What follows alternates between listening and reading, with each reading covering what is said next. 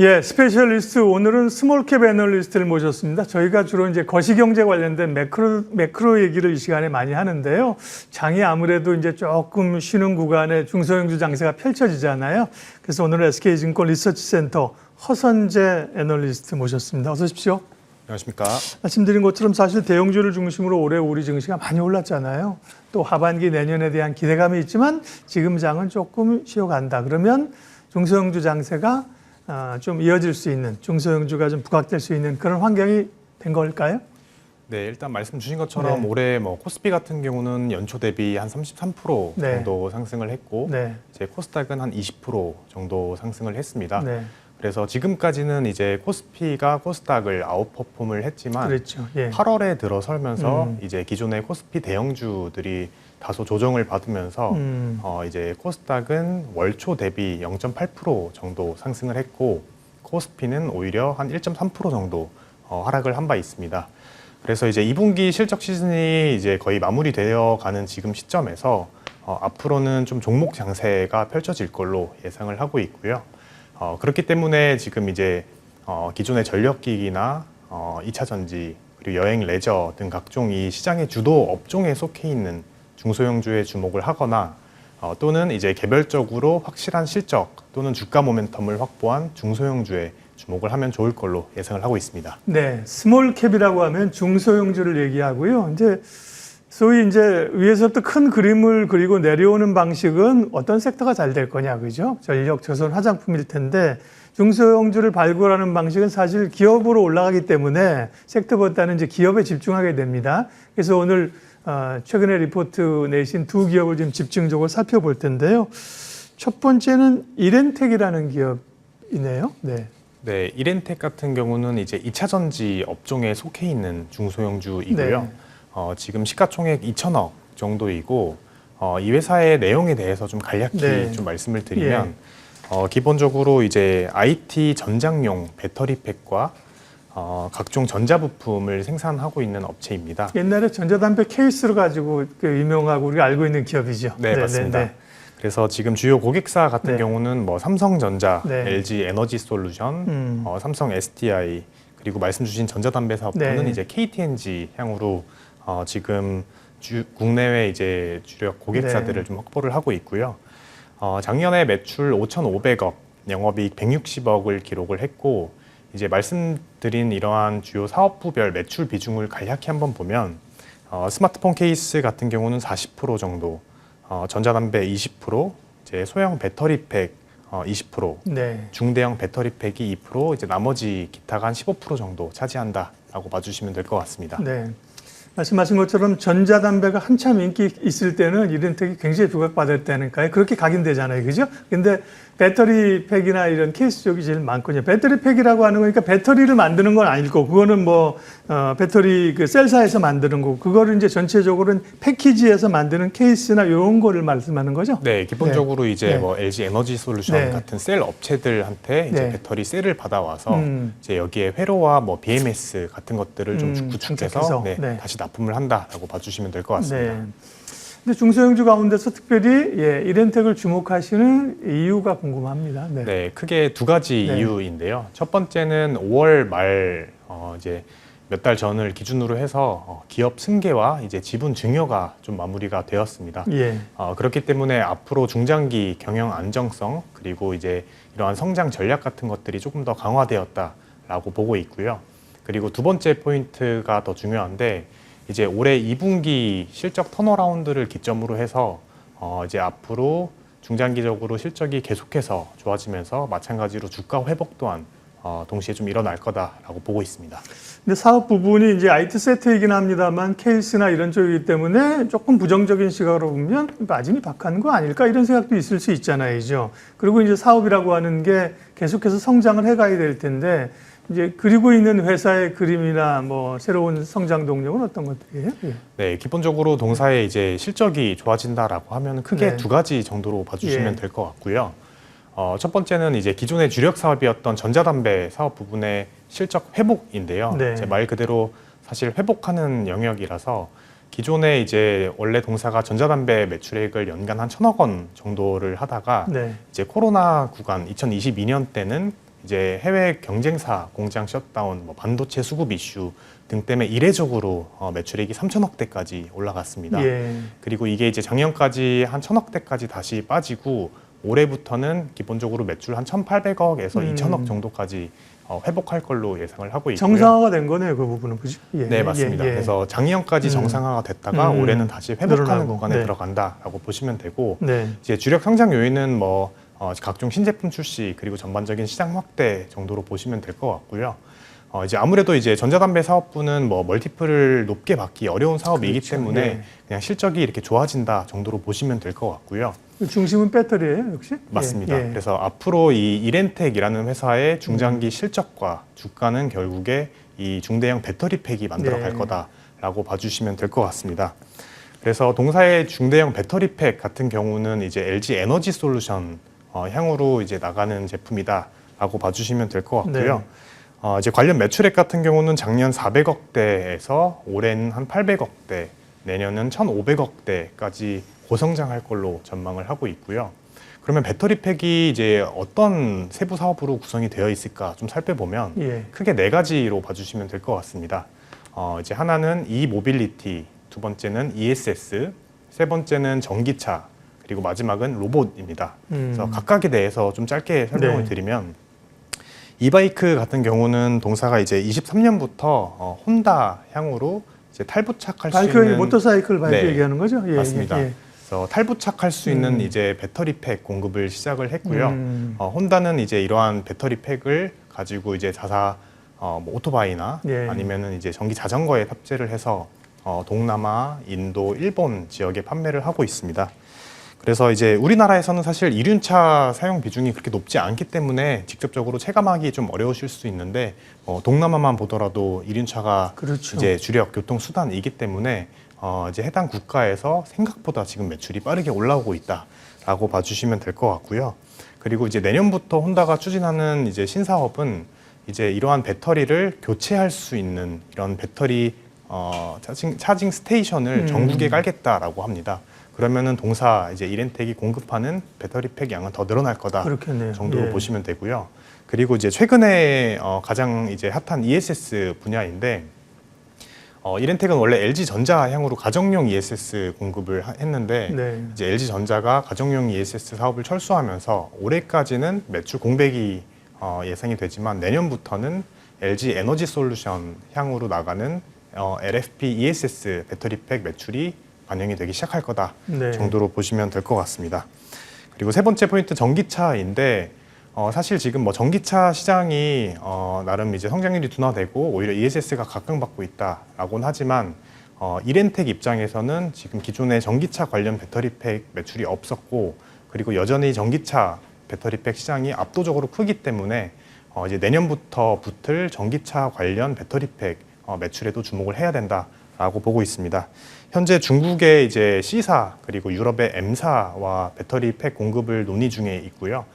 빠르면 이제 올해 하반기부터 관련 계약 건들이 좀 가시화될 수 있을 걸로 예상을 하고 있습니다. 그리고 마지막으로 로봇 같은 경우는 지금 이제 베어 로보틱스 향으로 서빙 로봇에 들어가는 배터리팩을 단독 공급하고 있고요. 이쪽도 이제 케이스가 아니라 배터리팩이에요? 맞습니다. 네네. 네, 그리고 이외로 이제 뭐 삼성전자의 컴패니언 로봇, LG 전자의 이제 물류 로봇, 그리고 보스턴 다이내믹스의 휴머노이드 로봇에 들어가는 배터리팩까지 지금 준비를 하고 있습니다. 배터리가 뭐 전방위적으로 사용이 되니까 약간 이제 바이크 쪽도 그렇고 그렇죠. 뭐 배도 그렇고 비행기도 이런 그런까지도 그러지 않습니까? 배터리를 이제 납품하기 위해서 배터리 팩인 범위가 굉장히 다양하네요. 네. 근데 결국 말씀하신 게 이제 실적으로 반영돼야 되고 실적 턴어라운드가 된다고 말씀하셨잖아요. 예, 실적 얘기 좀 해주세요. 네, 일단 기본적으로 이렌텍의 주가는 과거를 보면은 실적과 밀접하게 좀 연동이 되어 있었고요. 네. 작년 실적을 저점으로 해서 이제 올해부터 성장하는 구간이다라고 보시면 되고, 네. 그래서 올해 매출액 같은 경우는 전년 대비 약 25% 정도 성장한 7천억 원, 영업이익은 약 90% 정도 성장한 300억 정도로 예상을 하고 있고요. 이제 1분기 실적을 저점으로 해서 분기별로는 2분기 턴어라운드, 그리고 이제 3, 4분기부터 실적이 더 올라오면서 연간 실적을 좀 맞출 걸로 예상을 하고 있습니다.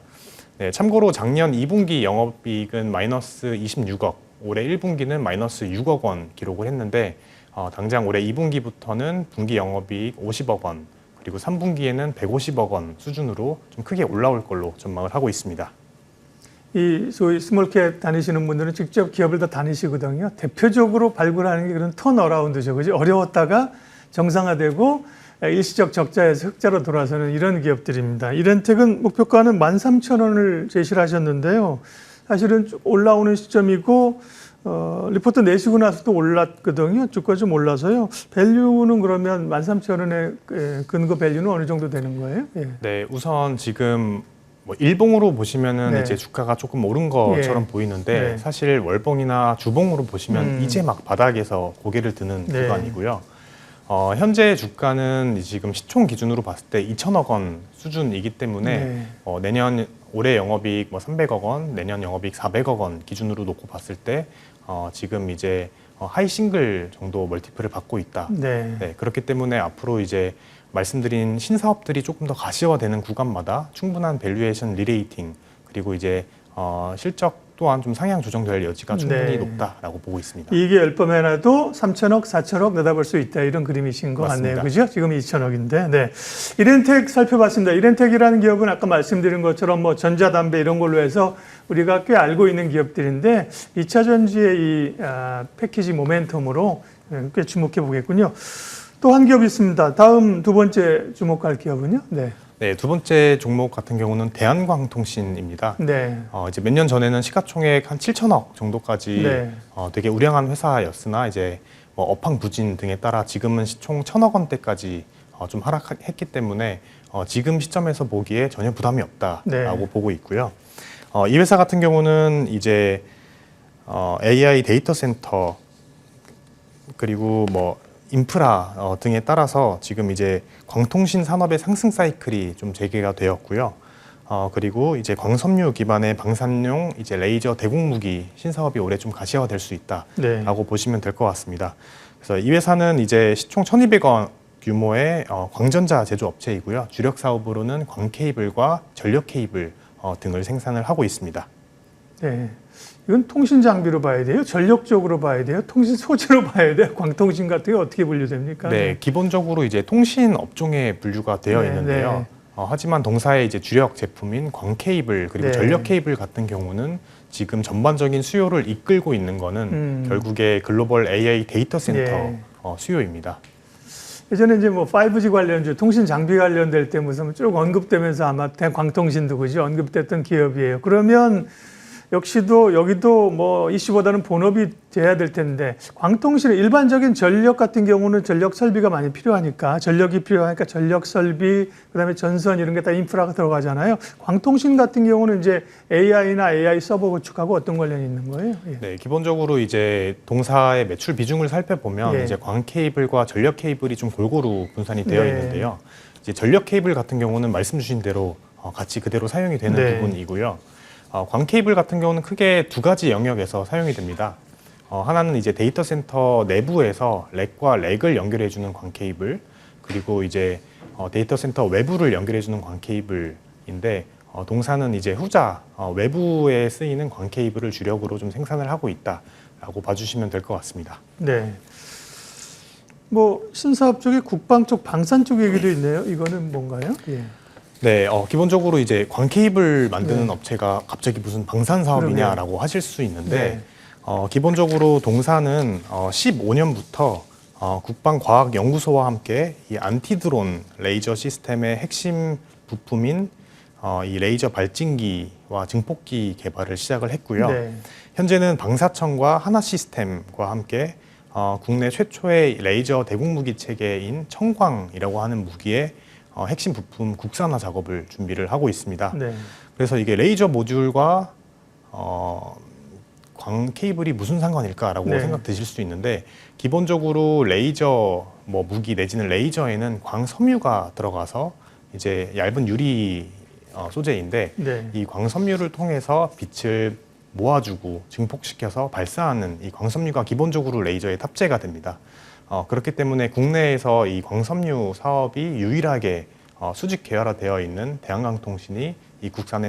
국산화 사업에 좀 참여를 하고 있다라고 봐주시면 될 것 같습니다. 네, 기본적으로 이제 AI의 산업의 수혜를 받는 쪽입니다. 대한광통신도요. 그러면요, 실적 전망은 어떻습니까? 네, 실적 같은 경우는 이제 올해는 매출액은 전년 대비 약 13% 정도 성장한 1,700억, 네. 영업이익은 적자가 축소된 영업적자 한 30억 정도로 예상을 하고 있고요.